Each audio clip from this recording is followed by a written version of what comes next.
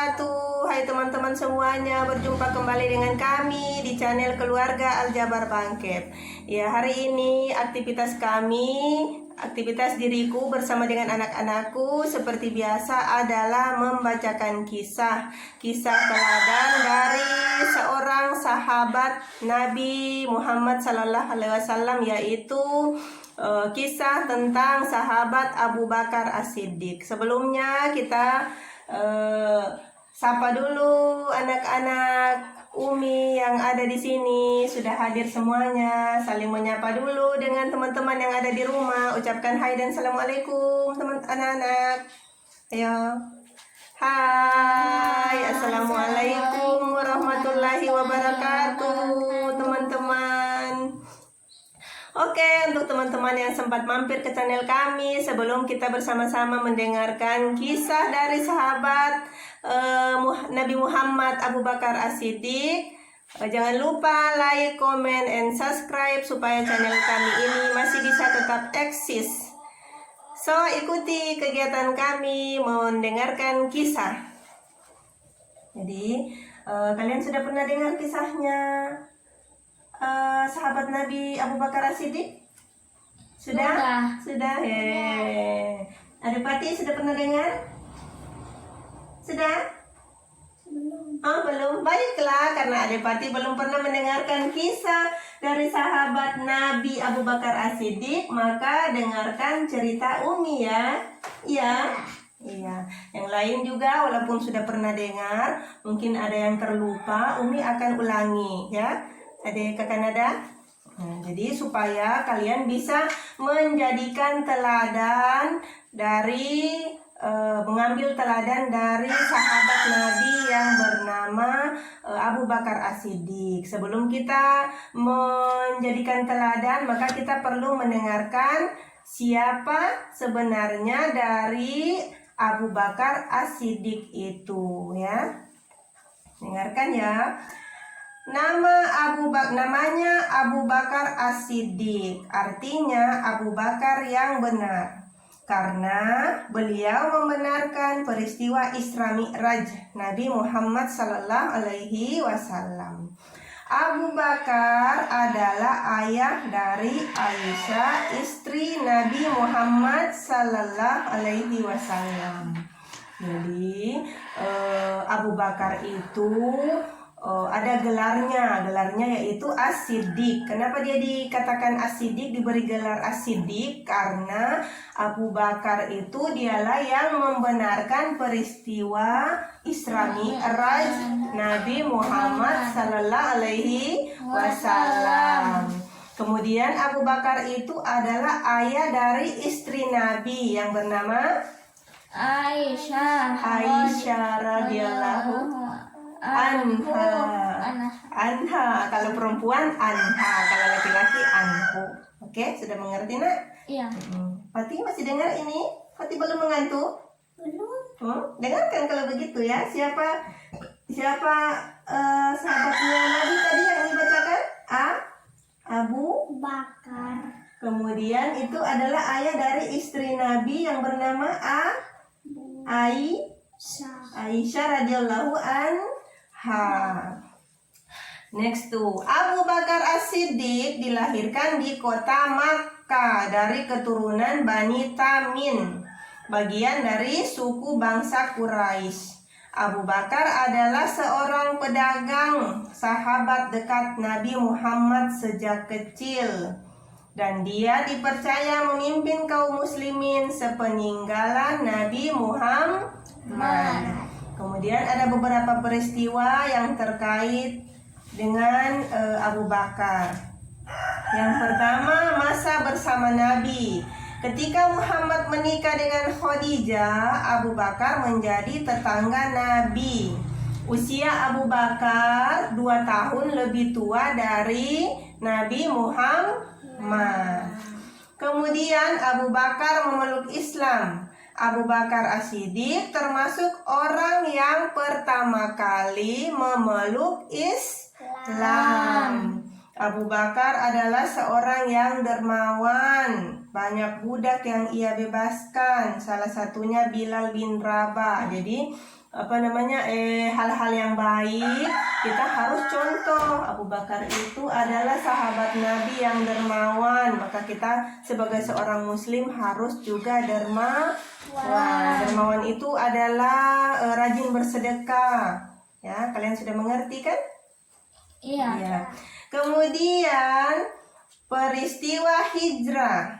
Saat Nabi Muhammad hijrah ke Madinah, Abu Bakar adalah satu-satunya orang yang menemaninya. Kemudian menjelang wafat Rasulullah, Abu Bakar diminta menggantikan Rasulullah sebagai imam. Jadi ini salah satu isyarat bahwa sepeninggalan Rasulullah Muhammad SAW, Abu Bakar adalah khalifah yang pertama setelah Rasulullah meninggal. Jadi waktu itu saat Rasulullah sudah sakit, dia tidak mampu lagi memimpin imam sholat, dia menyuruh Abu Bakar, itu sebagai isyarat juga. Ya, kalian sudah mengerti kan? Iya. Kemudian para sahabat bermusyawarah dan meminta Abu Bakar sebagai pemimpin menggantikan Rasulullah. Tuh. Kemudian pada masa perang Riddah, setelah Abu Bakar menjadi khalifah menggantikan Rasulullah, beberapa masalah muncul di antaranya menolak membayar zakat. Ada pula yang kembali memeluk agama dan tradisi lamanya, yaitu menyembah berhala. Melihat hal itu, Abu Bakar menyatakan perang yang dikenal dengan nama Perang Riddah.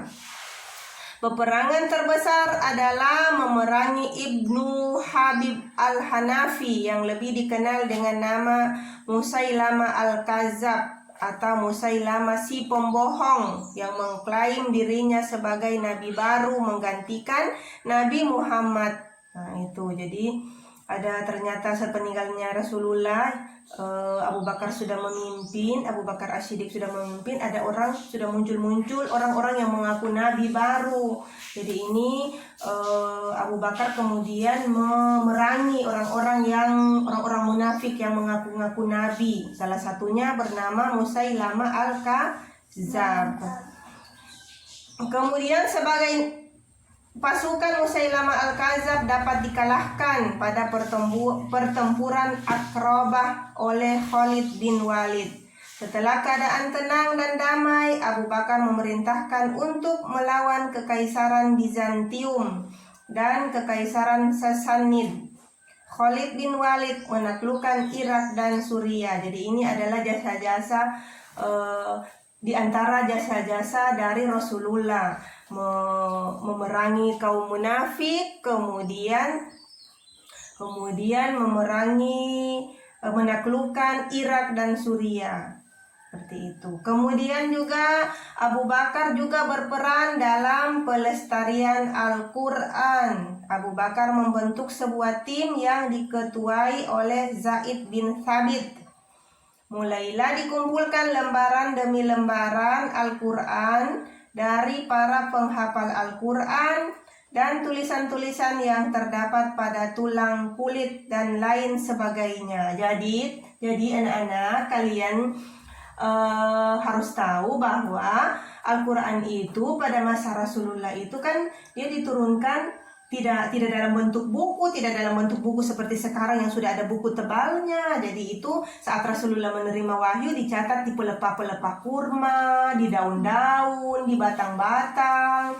Jadi pada saat Rasulullah sudah meninggal, kepemimpinannya itu sudah Abu Bakar. Lalu Abu Bakar memerintahkan untuk melestarikan Al-Quran.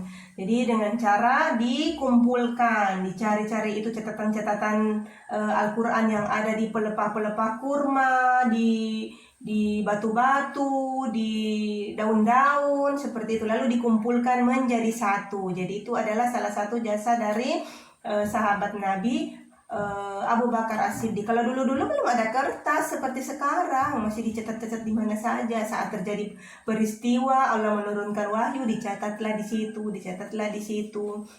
Karena jika tidak dibukukan, tidak dikumpulkan, maka nantinya khawatirnya akan hilang, tertutup debu atau kurmanya akan dibakar, batang-batang kurmanya akan dibakar, nanti akan hilang.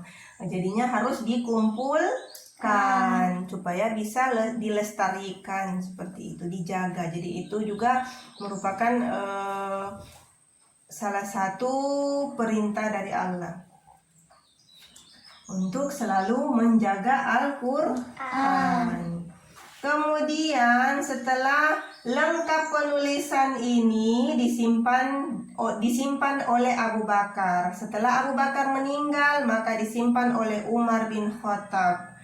Dan kemudian disimpan oleh Hafsah anak Umar dan juga istri Nabi Muhammad pada masa pemerintahan Utsman bin Affan.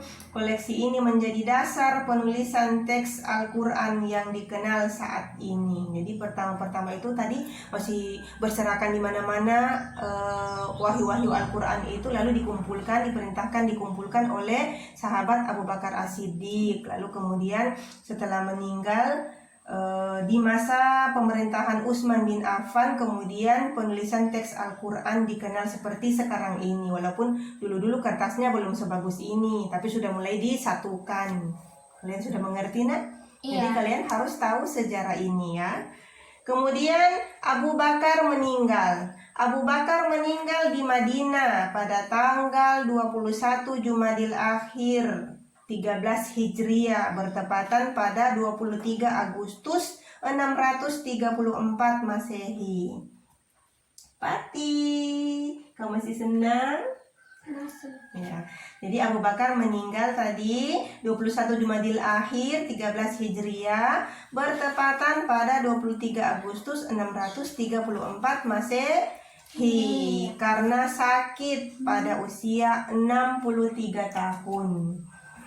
Di rumah putrinya Aisyah di dekat Masjid Nabawi. Putrinya Aisyah. Aisyah tadi siapa, nak? Putrinya Abu Bakar dan istri Rasulullah. Yes. Di dekat Masjid Nabawi, di samping makam Nabi Muhammad sallallahu alaihi wasallam. Jadi Abu Bakar itu dia meninggal karena sakit pada usia 63 tahun di rumah putrinya yaitu Aisyah di dekat Masjid Nabawi. Dimakamkan di samping makam Nabi Muhammad sallallahu alaihi wasallam. Itulah tadi cerita Umi tentang kisah sahabat Nabi yaitu Abu Bakar As-Siddiq. Jadi kalian harus tahu tentang kisah sahabat Nabi tersebut supaya kalian bisa mencontohnya. Karena sahabat Nabi itu dia yang paling setia, menemani, membenarkan, orang yang paling pertama membenarkan Nabi, yang paling pertama masuk Islam. Jadi kita harus selalu mencontohnya. Dan kalian harus tahu supaya kalian bisa mencintai Rasulullah dan mencintai para sahabat. Oke, sampai di sini dulu. Umi menceritakan kisah pada hari ini. Apakah ada hal-hal yang ingin ditanyakan? Apakah kalian sudah mengerti, nak? Sudah mengerti. Oke, kalau sudah mengerti, kita akan berpamitan pada teman-teman yang menonton. Oke, sampai di sini dulu perjumpaan kita. Jangan lupa like, comment, and subscribe. Pesan yang ingin saya sampaikan adalah sebagai orang tua kita harus senantiasa mengenalkan dan menyampaikan kepada anak-anak kita kisah-kisah teladan yang bermanfaat yang mereka bisa jadikan sebagai pelajaran. Dan jangan bosan-bosan untuk tetap mendampingi anak-anak kita untuk belajar dalam segala hal, termasuk dalam menceritakan kisah-kisah teladan seperti ini. Semoga video yang kami sajikan kali ini bisa bermanfaat dan bisa menginspirasi, dan kami cukupkan sampai di sini dulu. Yang benar datangnya dari Allah Subhanahu wa taala dan yang salah datang dari diri kami pribadi. Sekian, jangan lupa like, comment, and subscribe. Sampai jumpa dah. Assalamualaikum warahmatullahi wabarakatuh.